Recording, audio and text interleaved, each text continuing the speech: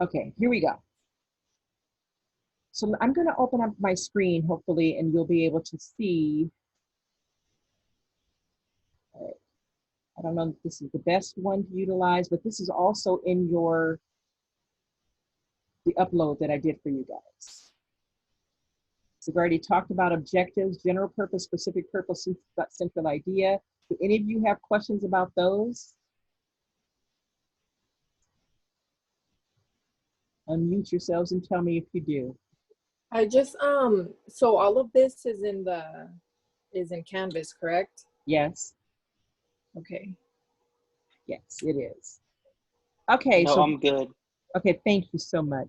We're gonna then move forward from the beginning of the introduction of your speech.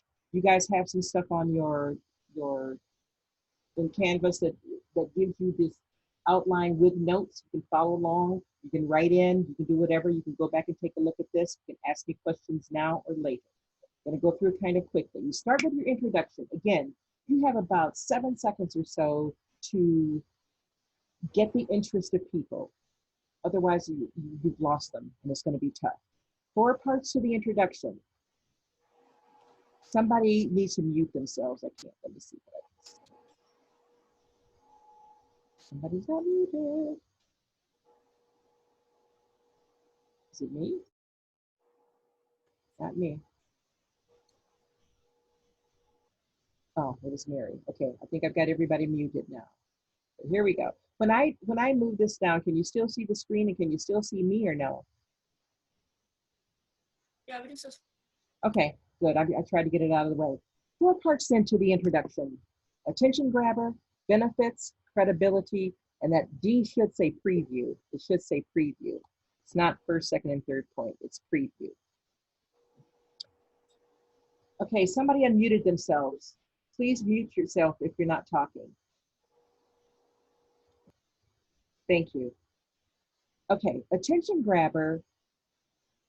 Again, about 7 seconds or so to catch their attention. And you can do this in a lot of different ways. One of the ways is you can ask a question.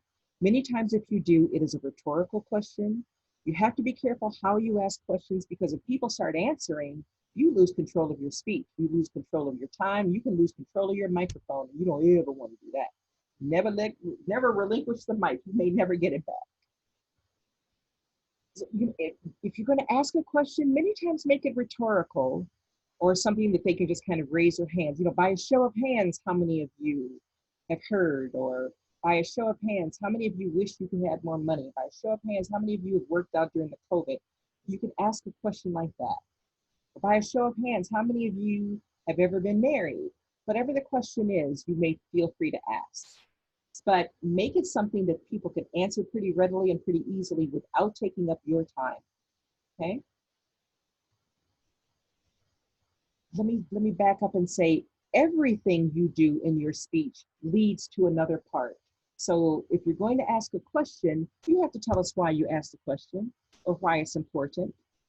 Each step that I'm giving you, you have to explain it. All right. Another thing you can do in the attention grabber is start with a quote. That's a great way to do things, especially if the quote is something that people have heard or that's memorable to people. Again, you have to be able to explain to folk why it is important or what it has to do with your speech. It can't just be something random. Doesn't make sense. You may tell a story. Make it a short story. Don't make a real long story. And I'm going to give you some examples in a moment after I explain what all of these are. Does the story have to be true? No. You may tell a story that you've made up, but don't try to pass it off as true, okay? People will find you out and it's not a good look. You may start with a statistic. If a statistic is important, tell us that. And I'll give you, again, some examples. You might tell a joke. Be careful with jokes. Not all jokes are funny to everybody. But they can be utilized sometimes because they help to bring the audience into a place where they feel more comfortable talking about something. Especially if there's a topic that's taboo or where it's real controversial or something. So consider that as well. I'm I'm going to give you an example of all of these after I go through this. I'll give you a whole A, B, C, D. B is benefit. It is where you connect with the audience and let them understand why they should listen to you, what they will gain, the benefit that they will gain if they listen to you. If I listen to this person today, this is what the benefit would be to me. Because it's called the with them. The audience wants to know, what's in it for me? You're standing up here talking, you talking just to be talking? What's in it for me? You have to be able to answer that. Connect with the audience. That will help them stay interested in wanting to listen. C is credibility. That is your credibility. It is where you tell the audience why they should listen to you. You can tell them about your education. You can tell them about your experiences. You can tell them what you've looked up, what you've read, anything that's going to help them understand, oh, this person actually knows what they're talking about. And D is preview. It is where you let the audience know what you're going to talk about. It is pretty much a rehash of your 3 main points, only this time you can add extra words and make it sound more interesting if you want. Let me give you an example. If I were going to talk to you about self-esteem, I would start with it and say, good morning, ladies and gentlemen. Eleanor Roosevelt once said, no one can make you feel inferior without your permission. Even back in the 30s, she was smart enough to recognize and realize that people were suffering from the lack of self-esteem, that it was impacting people. Today, many of us in this room have been impacted with self-esteem, some positively, others not so positive. And it has affected us. It has affected our relationships. So understanding self-esteem will help you have better relationships and feel better about yourself. The reason that I can stand here today and share this information with you is, one, I have a master's in counseling. Another one, I have a master's in psychology. I have taught the subjects. I have dealt with people and counseled people. I keep abreast of the best practices by reading journals and taking additional classes, going to seminars and webinars and symposiums so that I can make sure I'm abreast of what is new and most relevant out there. So today, let's take a look at self-esteem. We're going to talk about how self-esteem is built and sometimes how self-esteem can be busted. And finally, how we can rebuild our self-esteem. Come along for this journey, blah, blah, blah, blah, blah, blah, blah. All right, that was those 4 parts there together. A, I gave you a quote. I told you Eleanor Roosevelt said it, and that she said it because she understood the plight of people way back in the 30s. It's a benefit to the audience. If you understand about self-esteem, you can make your self-esteem better and it can create healthier relationships. C, credibility. I told you I've done this, this, this. The degrees over here, I've taught over here, I've spoken over here, I've written books over here, I've done whatever it is I've done, that's what I'm sharing. And then what did I say we're going to talk about? My 3 main points. 3 main points. So we're going to talk about how it's built, how it's busted, and how it can be rebuilt. I'm going to pause there for just a moment and ask, are there any questions? You guys all get that? All right. Just feel free then to stop me if you have a question. I'll move forward. Okay. Oh, they give you examples of an attention grabber. I don't know how to make this bigger on my screen. Oh, yes, I do. This is somebody else's attention grabber. Oopsie. I don't know what I'm doing, y'all. Pray for me.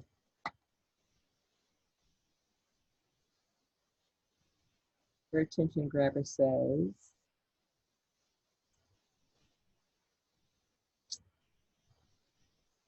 have you ever stopped and thought, oh my gosh, I don't know what I'm doing. Whew. This is up on in the thing that you guys have too, so I'm going to try to read this. Have you ever stopped and thought about what exactly your diet will consist of if you do not have your teeth? Okay, be like, ooh, okay, if I'm just gumming it. So she's telling us, and then she'll say, has anyone, let me make it a little bigger. Has anyone wondered what their food might taste like with a mouthful of acrylic? These are all the things we do not think about until it's too late and you are sitting in a dentist chair being told the only solution you have for your mouth is to remove what is left and get dentures.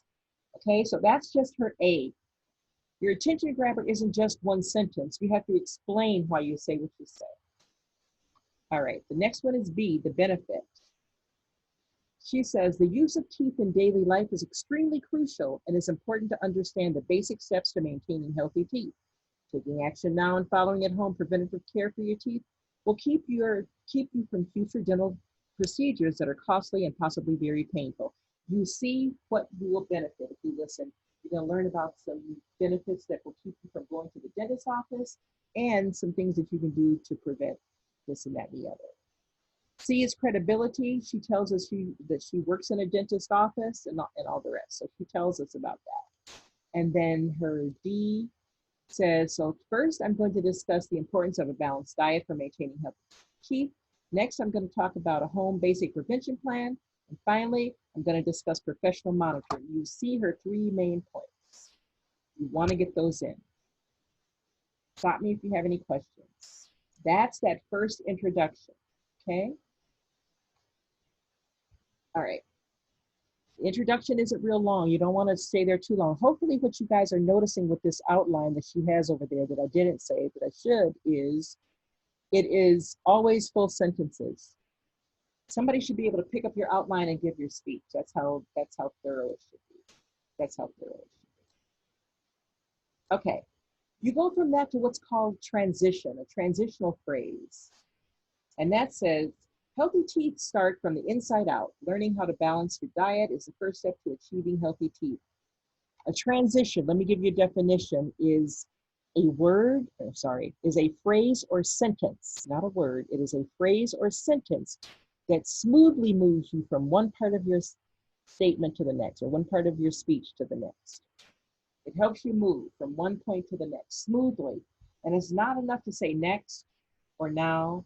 Give us a phrase or a sentence to do so. Many times I will type mine in italics so that you can see that it's something different than the regular speech. It helps you to change maybe even the way that you're talking, the way that you're expressing yourself. That's a transition. Now we go into the body of your speech. Most of you in here, again, have done outlines because you've had English. You have written, oh, dang it, that's my daughter. You've written, what is it called? Research papers and the rest. So this is probably not new to you. But your body, you're going to have a main point. And this is taken from your central idea.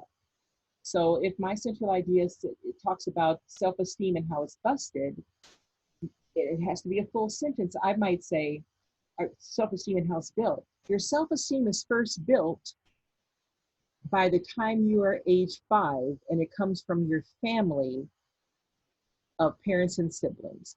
That one sentence is what I would talk about. That's my first main point. It's not enough to say self-esteem is built. No, give the full sentence. Okay?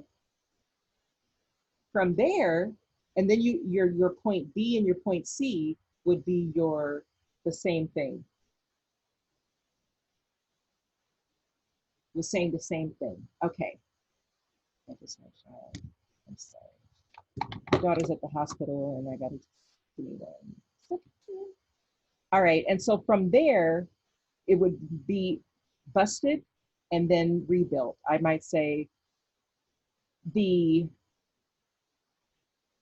way that our self-esteem can be busted is through the media and negative comments and negative thoughts about yourself.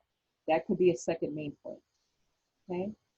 All right, and then what you guys have to go back and do is support what you say. It's not enough to just say what you're gonna say. You have to support it.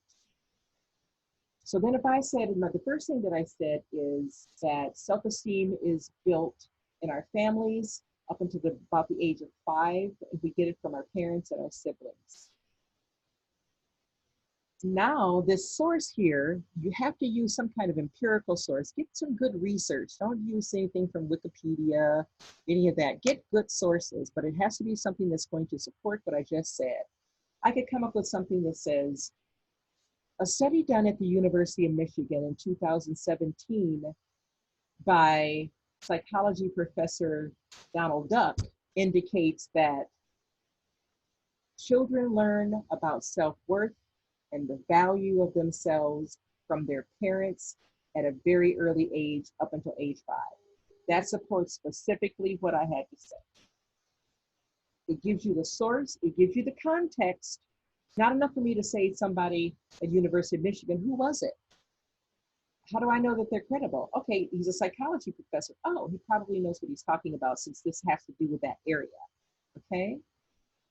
The other piece of evidence you might give, maybe you tell a story of when you were little and something happened to you, positive or not so positive, that kind of proves this point. My example would be, and it brings a smile to my face all the time, I was in junior high school and I was in a talent show. And I never will forget, my brother was in the back of the room betting people, wagering, betting money that his little sister was going to win. Wow, just imagine what that did to my self-esteem. My brother believed in me enough that I was going to win this. Yeah, so when we were done, he's like, sis, I knew you were going to win. I made some money and whatever that, that was. But wow, I could tell a story like that. Or I could tell a story where a teacher may have said something to me that was not very kind, or another student said something and it hurt my feelings and how it impacted me. From that, I go into another transition. We've talked about how self-esteem can be built. Now let's take a look at how it's busted. That could be a transition. Let's see what this next slide says.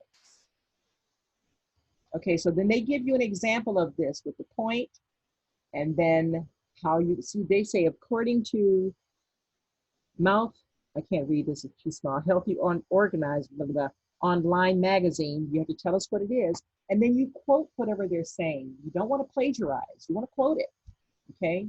Don't plagiarize, quote. All right, and then you do that 2 more times for your point B and your point C. That just makes sense. Okay. From there, let's see what's next.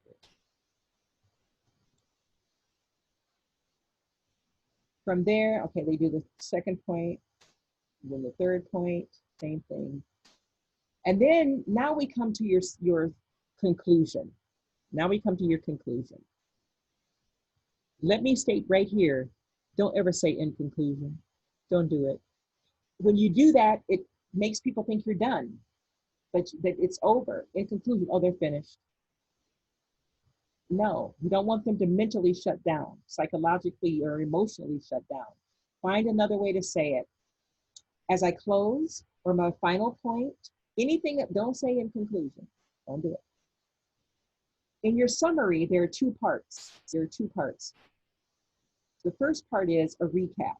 You summarize your main points. Today, we've talked about self-esteem, how it can be built, how it's busted, and how you can rebuild it. Now, let me stop here and also say, if we think about it, you have heard my 3 main points 3 different times.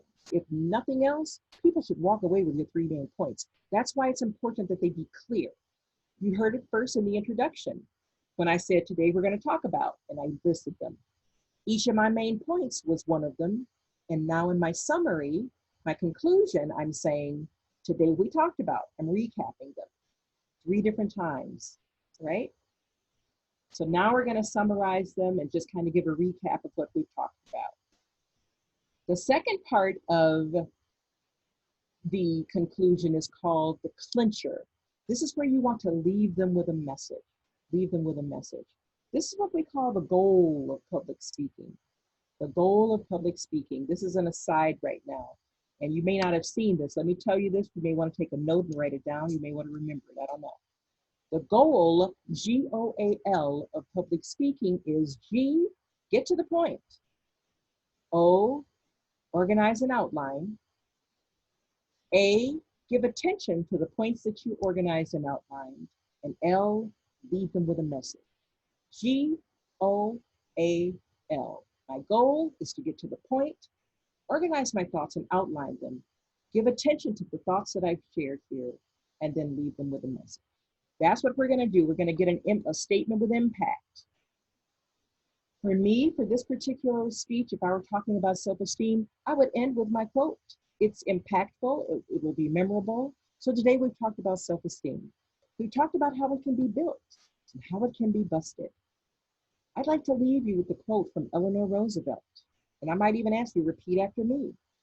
Eleanor Roosevelt once said, "No one can make you feel inferior without your permission." That's a nice little circle. I started with a quote, I'm ending with that quote. Doesn't that wrap that up very nicely, like a little bow, if you will? It doesn't mean that you start with a joke, you end with a joke, or you start with a question, you end with a question, not necessarily. But don't forget, with informative speaking, we're not trying to get people to do something. So today you need to go out and build your self-esteem. No, that's persuasion. We only want to keep it with informing.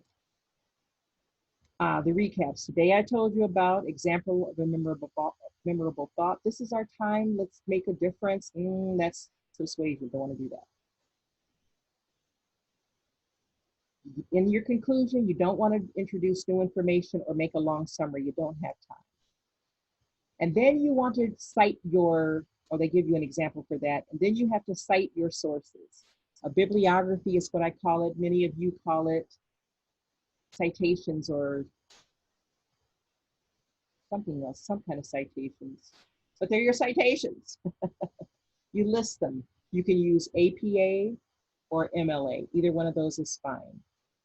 Ooh, let me go back up to your, let me go back to the part when I talked about your main points and when you're going to do a source in there. Use what you guys call an inline text or in-text citation. I think they're in-text citations. The old school word for them is parenthetical citations because you put them in parentheses, it's parenthetical. So if I said, Dr. Donald Duck said so-and-so, when I'm done quoting and all the rest, at the end of that, I'll say Duck, his last name, comma, 2017. That way I know when I go to my bibliography, that's where I should find the information. That will keep you also it will remind you to put the information up there. Does this make sense, people? Miss B, do you mean the put like dot 2017 in parentheses or Yes, like comma? yes, Oh. yes. Okay. In the parentheses, you write the author's name and then the year that they did whatever it was, the year that they did it. Okay. Okay. Thank you. Absolutely. You want to do that in the speech, in the outline, because what you're having in there, these are the things you're going to say in your speech. It is important that you lend the credibility of all of this in your speech. Is this making sense, you guys? Yeah. Okay, good. If you take, there's an example of a completed informative speech online, but let me caution you, it is long. It is long. It's done well, but it's long. That person had a lot longer than you guys are going to have for your speech. You guys are going to have between 4 and 6 minutes. And I may make yours between 4 and 7. Many times I'll make them between 5 and 7. So we can do between 4 and no more than 7 minutes. So you're going to have to time yourself to make sure that you can get it done. Okay? Make sense? So you're going to talk about your topic. You're going to get the sources that you need to go along with it. You're going to tell your story in such a way that is interesting and that it follows a pattern with this outline so that it makes sense. You all with me? Yes. Any questions? Are you guys not getting this? No questions. Okay, thank you, Mary. I appreciate you. Mariah, you good? I'm good, thank you. You're so welcome. Nicole? So is there gonna be 2 parts to it? So we're gonna upload basically like an essay or like the research paper that has the citations and stuff, but then the speech is gonna be separate? The outline contains everything we just got done talking about. That's first. From your outline, you give your speech. Yeah. You're going, okay.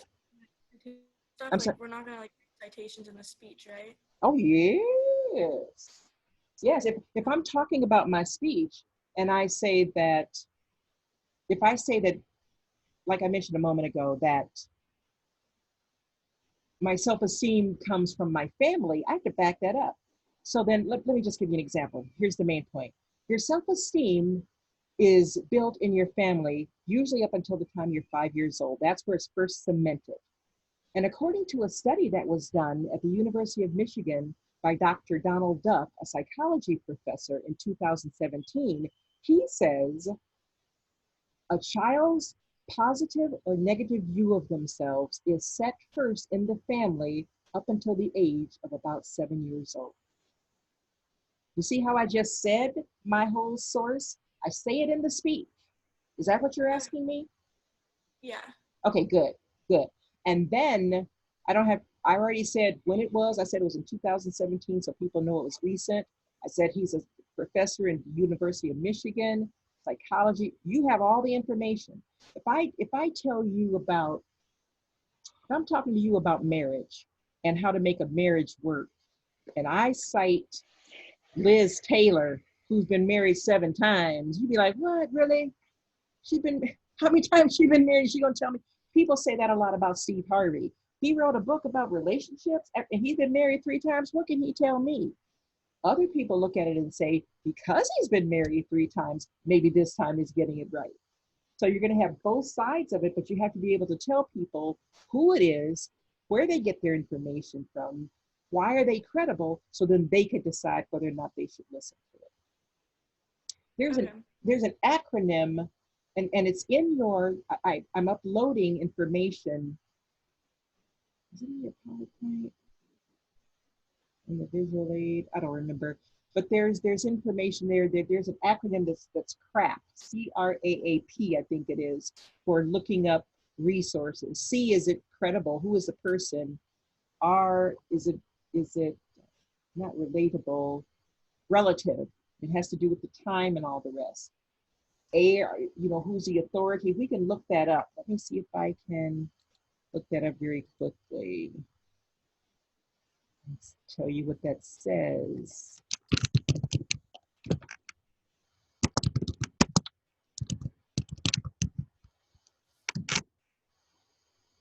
Let's see. Crap for research. It says, what's the crap one?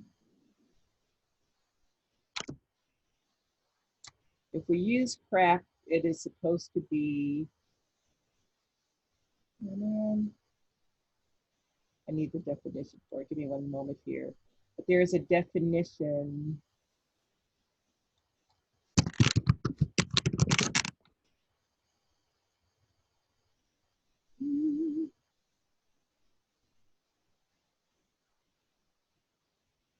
Just give me. I don't see it here. Somebody else try to look it up for me so I can keep moving. The word crap, that comes C-R-A-A-P. And it should tell you what it stands for. The crap test. It's an acronym. Maybe it's coming up here. One moment. I think I found it. Okay, tell us what it is. Thank you. I see currency, relevancy, authority, accuracy, and purpose. What was the C? Currency, Currency, okay, good. Then tell us the next. relevancy, authority, accuracy, and purpose. Wonderful, wonderful, thank you. So you guys can look that up too. What we know, thank you so much for doing that, Nicole.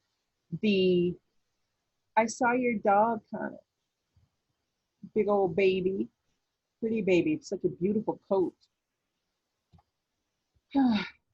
He's a little fatty. That's a big old dog. That's a big poop. Ooh. Yeah. Beautiful. Serious landmines. Beautiful. All right. So, when you look at some of the websites that have the edu behind it, it's an educational site. Some of the .coms, the .nets, maybe not .govs. We generally look at those and say that they're a good one. Let me give you another little example here. Let me going back to sources.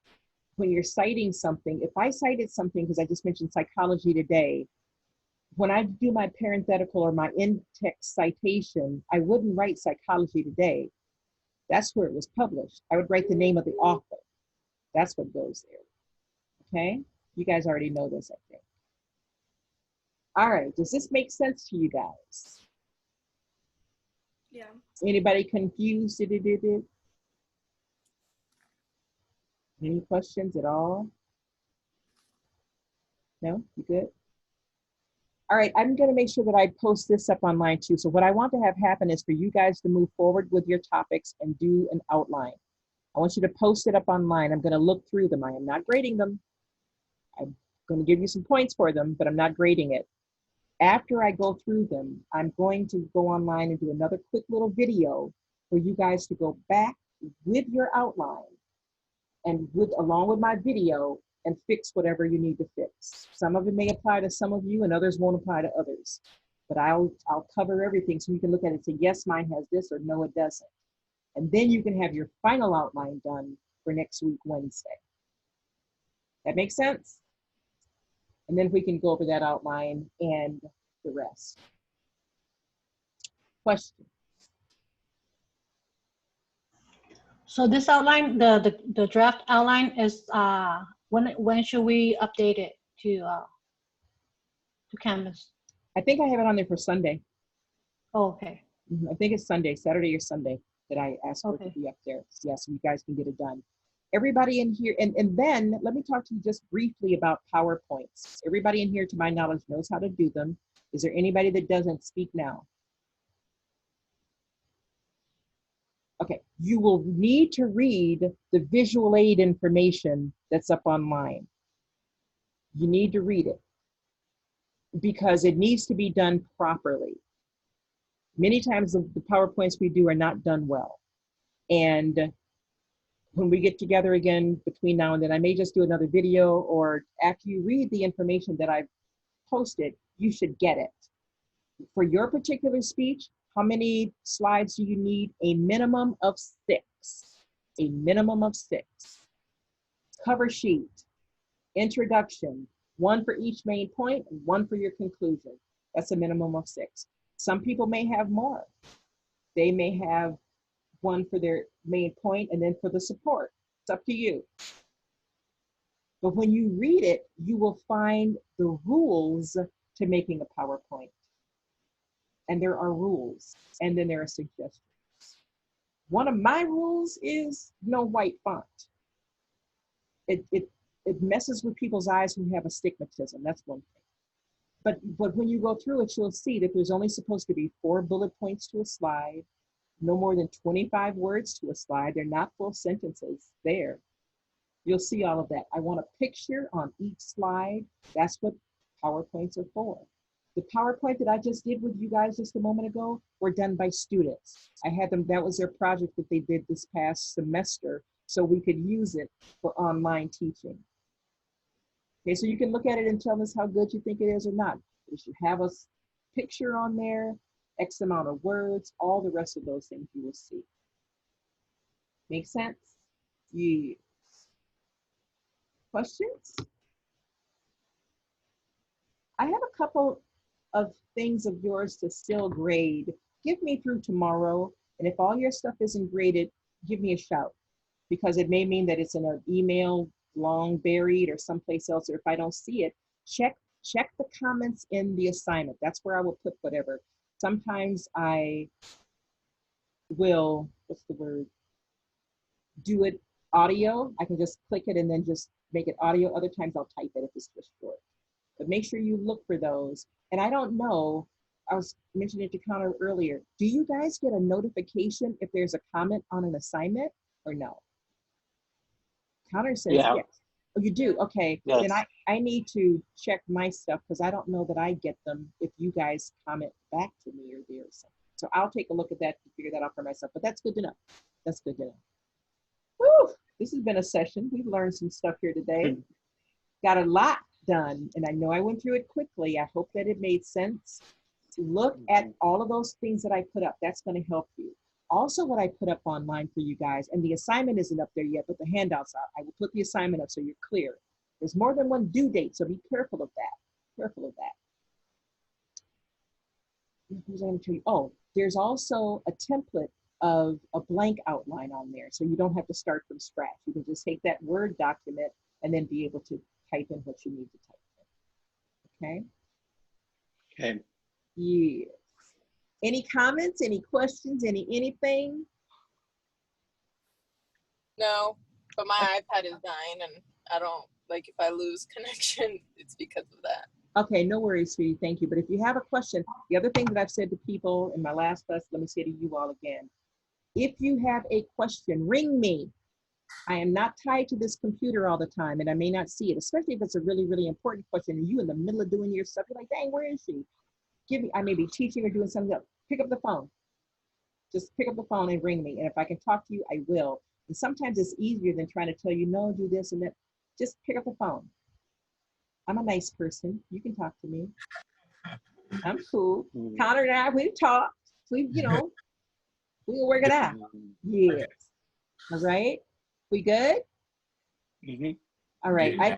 I appreciate you guys. I'm glad you were able to come. This recording I'm going to put up somewhere. I think you said, Connor, to put it in announcements. Is that where you said it's best, or should it go in? Okay, I'll put it up in announcements again. All right. If you guys are done, I'm done. I'll see you guys. Thank you, thank you, thank you. And last question, is one Zoom a week enough? Yeah. Okay, y'all like, oh, yes. All right. I will see you guys later. God bless.